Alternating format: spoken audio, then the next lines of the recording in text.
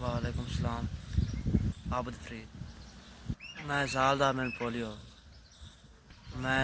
अम्मी अबू दस दिन मैं के लता मंजूर हो गए पोलियो हो गए माँ प्यो दी इको पुत्र मैंने उनकी शादी कर पूरी मेहनत मंजूरी कर देनी तैयारी कर दे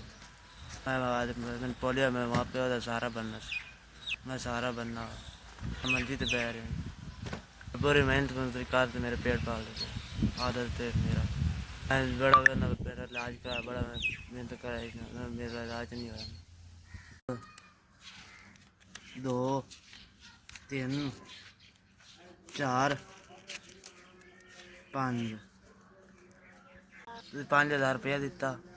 5,000 तावन किया मेहरबानी शुक्रिया अल्लाह ताला तेरी ज़िंदगी अल्लाह तेरे बच्चों को तंदुरुस्ती दे अल्लाह माँ बाप तेरी ज़िंदगी करे।